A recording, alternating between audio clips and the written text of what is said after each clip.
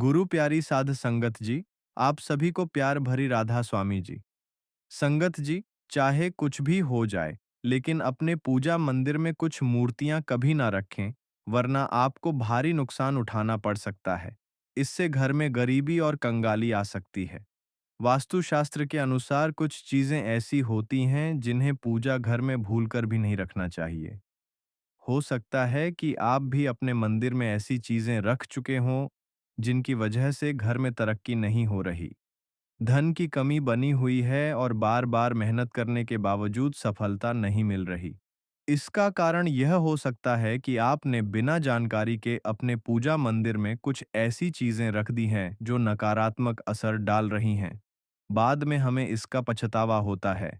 आज हम आपको बताएंगे कि पूजा मंदिर में किन चीजों को रखना शुभ होता है और किन चीजों को रखने से बचना चाहिए। साथ ही हम आपको यह भी बताएंगे दीपक जलाने का सही समय और जलाते समय कौन सा मंत्र बोलना चाहिए, घंटी कब बजानी चाहिए, सुबह या शाम शंख कितनी बार और कब बजाना चाहिए, और शंख बजाते समय कौन सा मंत्र पढ़ना चाहिए। पूजा मंदिर में जलने वाले दीपक को रोज धोना चाहिए या नहीं, मंदिर में कितनी मूर्तियां रखनी चाहिए। इन सभी सवालों के जवाब हम आज आपको देंगे। एक बहन ने हमसे पूछा था, गुरुजी हम पूजा पाठ तो बहुत करते हैं, फिर भी हमें उसका कोई फल नहीं मिलता बल्कि उल्टा नुकसान होता है। तो आज हम इस प्रवचन में इसके पीछे के रहस्यों को भी उजागर करेंगे। पूजा हमारे जीवन का अहम हिस्सा होती है। हर कोई किसी न किसी देवी देवता की पूजा जरूर करता है। कोई देवी देवताओं की पूजा करता है तो कोई भगवान श्री हरि विष्णु की उपासना करता है और उनकी पूजा का फल भी मिलता है। लेकिन क्या आप जानते हैं कि कई बार छोटी छोटी गलतियां हमारी पूजा का पूरा फल मिलने में रुकावट बन जाती हैं। ये गलतियां अनजाने में हो जाती हैं और हम इन्हें मामूली समझकर नज़रअंदाज कर देते हैं। हमारे शास्त्रों में इन बातों का विशेष उल्लेख किया गया है ताकि हम अपनी पूजा का पूरा फल प्राप्त कर सकें। आज के इस प्रवचन में हम उन 7 चीज़ों के बारे में बात करेंगे जिन्हें पूजा मंदिर में भूलकर भी नहीं रखना चाहिए, और उन 5 चीज़ों के बारे में भी बताएंगे जो पूजा मंदिर में ज़रूर होनी चाहिए। इन सभी सवालों के जवाब आपको आज के प्रवचन में मिलेंगे। आजकल हर घर में एक मंदिर होता है, लेकिन क्या आपको पता है कि उसमें क्या रखना चाहिए और क्या नहीं? यह जानकारी आपके परिवार की तरक्की और माता लक्ष्मी के आशीर्वाद के लिए बहुत महत्वपूर्ण है। अगर आपके घर के मंदिर में गणेश जी की मूर्ति या तस्वीर के अलावा ये 3 मूर्तियां रखी हैं, तो कान खोलकर सुनो। आज भी कई लोग मंदिर के सामने ऐसी गलतियां कर बैठते हैं जो उन्हें दुख और परेशानियों की ओर ले जाती हैं। कुछ लोग घर के मंदिर के सामने ही अनुचित कार्य कर देते हैं। यह एक नकारात्मक कर्म है जो परिवार को मुश्किलों में डाल सकता है। अक्सर देखा जाता है कि पति पत्नी बिना सही समय का ध्यान रखे जब चाहे घर के मंदिर के पास आपस में व्यवहार करने लगते हैं। ऐसे लोग अनजाने में खुद को और अपने परिवार को कष्ट में डाल देते हैं। और वे कौन सी 7 चीजें हैं जिन्हें आपको अपने घर के मंदिर में बिल्कुल नहीं रखना चाहिए? पूजा घर में कुछ चीजें रखने का बहुत महत्व होता है। अगर आप चाहते हैं कि आपके घर में धन, सुख और समृद्धि आए, तो यह जरूरी है कि आप अपने पूजा घर में सही चीज रखें। शास्त्रों के अनुसार यदि पूजा घर में कुछ अशुभ चीजें रखी जाए, तो यह आपके घर के वातावरण को नकारात्मक बना सकती हैं और माता लक्ष्मी भी ऐसे घर से दूर हो जाती हैं। आज हम जानेंगे उन विशेष चीजों के बारे में जिनका पूजा घर में होना बहुत जरूरी है। अगर आप घर में सुख और समृद्धि की कामना करते हैं, तो यह 3 चीज पूजा घर में जरूर रखें। स्वयं भगवान श्री कृष्ण ने भी कहा है कि प्रत्येक व्यक्ति को अपने घर में एक छोटा सा पूजा घर या मंदिर बनाना चाहिए, जहां वह अपनी श्रद्धा और विश्वास के अनुसार अपने प्रिय देवी देवताओं की तस्वीरें, पूजा सामग्री और अन्य महत्वपूर्ण चीजों रख सके। लेकिन हमारे शास्त्रों में यह भी बताया गया है कि जितना कुछ चीजों को मंदिर में रखना शुभ होता है, उतना ही कुछ चीजों को रखना अशुभ भी हो सकता है। कुछ ऐसी वस्तुएं होती हैं जिनसे घर में नकारात्मकता बनी रहती है, परिवार में लड़ाई झगड़े होते हैं और धन की हानि हो सकती है। आज के प्रवचन में हम उन्हीं अशुभ चीज़ों के बारे में जानेंगे, जिन्हें लोग कई बार अनजाने में अपने घर के मंदिर में रख देते हैं। अगर आपके घर के मंदिर में भी ऐसी चीज़ें रखी हुई हैं, तो उन्हें तुरंत वहाँ से हटा दें और किसी दूसरे स्थान पर रख दें, लेकिन भूलकर भी पूजा घर में ना रखें।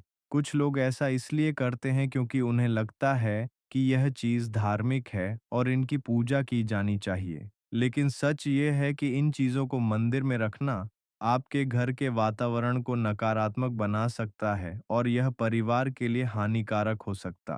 आज हम इस प्रवचन में हम जानेंगे कि कौन सी वे चीजें हैं जिन्हें आपको अपने पूजा घर से हटाकर कहीं और रख देना चाहिए। ध्यान से समझें कि क्या आपके घर के मंदिर में कोई ऐसी वस्तु तो नहीं रखी हुई है जो आपकी परेशानियों का कारण बन रही है।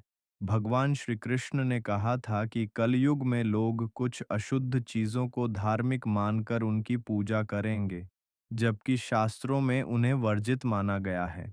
यह भविष्यवाणी उन्होंने पहले ही कर दी थी। आजकल लोग भटक जाते हैं और गलत चीजों को धार्मिक मानकर पूजा करने लगते हैं। भगवान श्री कृष्ण के अनुसार हमारे देश की परंपरा मिट्टी से जुड़ी हुई है, इसलिए पूजा घर में पारंपरिक मिट्टी का दीपक जरूर होना चाहिए। अगर आप मिट्टी का दीपक नहीं रख सकते तो धातु के दीपक का उपयोग करें, और अगर आपकी भगवान में गहरी आस्था है तो आप उपला का दीपक जलाकर उसमें गुड़ और घी डाल सकते हैं। इससे घर में सुख शांति बनी रहती है। अब हम जानेंगे उन चीजों के बारे में जो पूजा घर में जरूर होनी चाहिए। सबसे पहले स्वस्तिकीय घर में सौभाग्य और समृद्धि का प्रतीक माना जाता है। आप इसे रोली से बना सकते हैं। इसके बाद आता है कलश। भगवान श्री कृष्ण ने कहा है कि कलश सुख और समृद्धि का प्रतीक होता है। पूजा घर में रोली और कुमकुम से स्वस्तिक बनाकर कलश जरूर रखें। इससे घर में धन, वैभव और शांति बनी रहती है। तीसरी चीज है शंख। शंख समुद्र मंथन के 14 रत्नों में से एक है और यह मां लक्ष्मी को अत्यंत प्रिय है। शंख की ध्वनि से सकारात्मक ऊर्जा का संचार होता है, जिससे घर में समृद्धि बनी रहती है। फिर आता है घंटी। जब घर के मंदिर में घंटी बजती है तो वातावरण शुद्ध और पवित्र होता है। इससे नकारात्मक शक्तियां दूर होती हैं और घर में सुख समृद्धि के द्वार खुलते हैं। इसके अलावा शंख, गोमती चक्र और जल रखना भी बहुत शुभ माना जाता है। शंख से भगवान का आशीर्वाद मिलता है। गोमती चक्र से घर में समृद्धि आती है और जल रखने से घर की ऊर्जा शुद्ध होती है। ध्यान दें कि इस जल को नियमित रूप से बदलते रहें और शंख गोमती चक्र को भी साफ रखें ताकि घर का माहौल हमेशा सकारात्मक बना रहे। अब अगली बात शिवलिंग के बारे में है। अगर आप घर में शिवलिंग रखते हैं तो यह बहुत पवित्र माना जाता है, लेकिन ध्यान रखें कि शिवलिंग को हमेशा उत्तर या पूर्व दिशा में रखें। इसे ऐसे स्थान पर रखें जहां ज्यादा हलचल ना हो और यह हमेशा स्वच्छ रहे। इससे पूजा का प्रभाव अधिक लाभकारी होता है। अब हम उन चीजों के बारे में बात करेंगे जिन्हें पूजा घर में नहीं रखना चाहिए। सबसे पहले गणेश जी की विषम संख्या में मूर्तियां 3 या 5 की संख्या में न रखें। 2 गणेश जी की मूर्तियां रखना शुभ माना जाता है। यदि आप अपने मंगल की कामना करते हैं तो गणेश जी की मूर्ति को मुख्य द्वार पर अंदर की ओर मुंह करके रखें, बाहर की ओर नहीं। दूसरी चीज है टूटे हुए चावल। पूजा घर में कभी भी टूटे हुए चावल ना रखें क्योंकि यह नकारात्मक ऊर्जा का संचार करते हैं। पुराने क्षय हुए चावल भी ज्यादा समय तक नहीं रखने, इन्हें समय समय पर हटा देना चाहिए। तीसरी चीज है पूर्वजों की तस्वीर। पूजा घर में मृत पूर्वजों की तस्वीर रखना अशुभ माना जाता है क्योंकि मृतकों का स्थान देवताओं के बराबर नहीं होता। इसे अलग स्थान पर रखना चाहिए ताकि पूजा घर की पवित्रता बनी रहे। इससे घर के वातावरण में नकारात्मकता आ सकती है। चौथी चीज है साधु संतों की मूर्तियां। अगर आप किसी साधु संत को मानते हैं तो उनकी तस्वीर दीवार पर लगा सकते हैं, लेकिन पूजा घर में नहीं रखनी चाहिए। इसी तरह भैरव जी, शनिदेव और काली माता की मूर्तियां भी पूजा घर में नहीं रखनी चाहिए। साथ ही माता लक्ष्मी की खड़ी हुई मूर्तियां की पूजा भी नहीं करनी चाहिए। माता लक्ष्मी हमेशा बैठी हुई मुद्रा में होनी। ध्यान रखें कि घर के पूजा मंदिर में एक से ज्यादा देवी देवताओं की तस्वीरें या मूर्तियां नहीं रखनी चाहिए। इससे पूजा की ऊर्जा का संतुलन बिगड़ सकता है और उसका प्रभाव कम हो सकता है। एक ही देवी देवता की तस्वीर या मूर्ति रखें ताकि पूजा के समय उनकी ऊर्जा सही तरीके से आपके जीवन में पहुंचे। भगवान की मूर्तियां और तस्वीरें हमेशा अच्छी स्थिति में रखें। अगर किसी मूर्ति या तस्वीर में कोई टूट फूट हो जाए तो उसे तुरंत पूजा स्थल से हटा दें। टूटी हुई मूर्तियां घर की ऊर्जा को नकारात्मक बना सकती हैं और पूजा स्थल की पवित्रता भी कम कर सकती हैं। तो यह है वह चीजें जो आपके पूजा घर में नहीं होनी चाहिए। इन छोटी छोटी बातों का ध्यान रखकर आप अपने घर को सुख, समृद्धि और आशीर्वाद से भर सकते हैं। अब हम जान लेते हैं पूजा मंदिर से जुड़े कुछ जरूरी नियमों के बारे में। पहले बात, पूजा करते समय आपका मुख हमेशा पूर्व दिशा की तरफ होना चाहिए। यह दिशा बहुत शुभ मानी जाती है क्योंकि इससे आपके आसपास सकारात्मक ऊर्जा का प्रवाह होता है। हालांकि अगर पश्चिम दिशा में बैठकर पूजा करनी हो तो भी कर सकते हैं, लेकिन पूर्व दिशा में बैठना अधिक लाभकारी होता है। घर की सीढ़ियों के पास पूजा घर बनाना अच्छा नहीं माना जाता। ऐसा करने से पूजा स्थल में नकारात्मक ऊर्जा आ सकती है। इसलिए कोशिश करें कि पूजा घर को घर के शांत और एकांत स्थान पर बनाएं। भगवान का आसन हमेशा ऊंचा होना चाहिए, यानी जहां आप बैठते हैं भगवान का स्थान उससे कम से कम 10 से 11 इंच ऊंचा होना चाहिए। भगवान की मूर्ति या प्रतिमा को जमीन पर रखना अशुभ माना जाता है, इसलिए उनका आसन ऊंचा रखें ताकि पूजा स्थल में सकारात्मक ऊर्जा बनी रहे और ऊर्जा का प्रवाह सही दिशा में हो। जब आप पूजा करें तो हमेशा किसी चटाई या कालीन पर बैठे। इससे न सिर्फ आपको आराम मिलेगा बल्कि पूजा में आपकी एकाग्रता और मनोबल भी बढ़ेगा। ध्यान रखें कि आपका आसन भगवान के आसन से ऊंचा ना हो, क्योंकि ऐसा करने से श्रद्धा और सम्मान की भावना मजबूत होती है। पूजा घर में कभी भी सड़े गले या मुरझाए हुए फूल नहीं रखने चाहिए। ऐसे फूल पूजा में शामिल करना अशुभ माना जाता है। हमेशा ताज़े और खिले हुए फूलों का ही उपयोग करें। जब फूल मुरझा जाए तो उन्हें मिट्टी में दबा दें ताकि घर में नकारात्मक ऊर्जा न फैले और पवित्रता बनी रहे। कभी भी अपने सोने के कमरे में पूजा घर ना बनाएं। यदि सोने के कमरे में मंदिर बनाना जरूरी हो तो सुनिश्चित करें कि रात के समय मंदिर को ढक कर रखें। आप मंदिर पर पर्दा भी लगा सकते हैं ताकि वहां से निकलने वाली सकारात्मक ऊर्जा आपके सोने की जगह को प्रभावित ना करें। सनातन परंपरा के अनुसार पूजा करते समय काले कपड़े नहीं पहनने चाहिए। ऐसा माना जाता है कि काले कपड़े पहनने से मन में नकारात्मकता आ सकती है जो पूजा की ऊर्जा को प्रभावित कर सकती है। इसलिए हमेशा हल्के और शुभ रंग के कपड़े पहने ताकि मन में शांति और सकारात्मकता बनी रहे।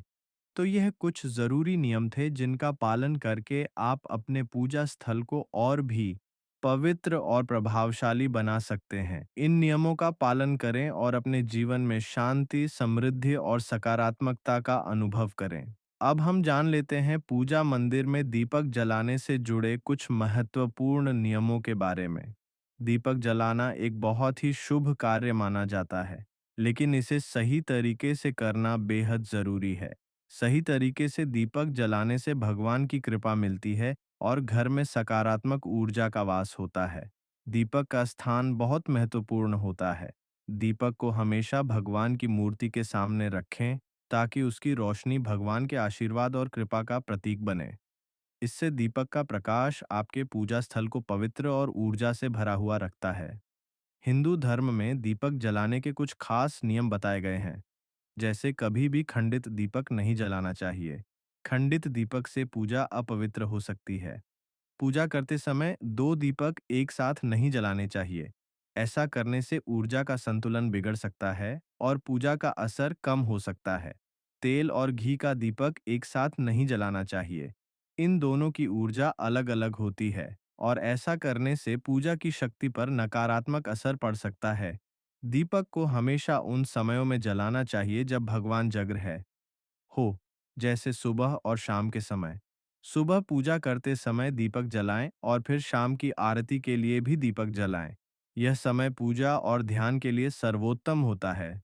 वास्तु शास्त्र के अनुसार घी का दीपक हमेशा बाईं तरफ और तेल का दीपक दाएं तरफ रखें।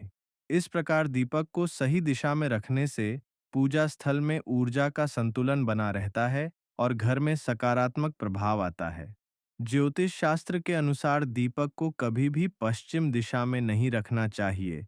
पश्चिम दिशा को नकारात्मक ऊर्जा की दिशा माना जाता है और इस दिशा में दीपक रखने से पूजा का प्रभाव कम हो सकता है।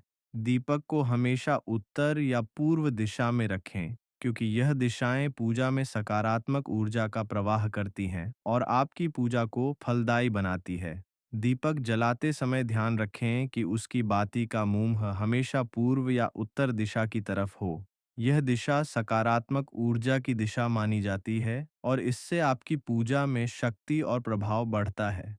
साथ ही जब आप दीपक जलाएं तो ध्यान दें कि घी के दीपक में रुई की बाती और तेल के दीपक में लाल मोली वाली बत्ती का उपयोग करें।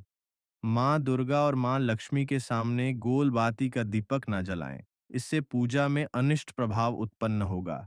घी का दीपक जलाने के बाद तुरंत तेल का दीपक न जलाएं। दोनों दीपकों के बीच थोड़ा अंतर होना चाहिए ताकि वातावरण में शुद्धता और संतुलन बना रहे। तो संगत जी, आज की यह वीडियो आपको कैसी लगी कमेंट बॉक्स में ज़रूर बताइएगा और साथ ही राधा स्वामी जी भी ज़रूर लिख दीजिएगा। और संगत जी, अगर आप हमारे राधा स्वामी शब्द चैनल पर नए हैं तो कृपया हमारे चैनल को सब्सक्राइब करना ना भूलें। अगली वीडियो में फिर मिलते हैं एक नए प्रवचन के साथ। तब तक के लिए राधा स्वामी जी।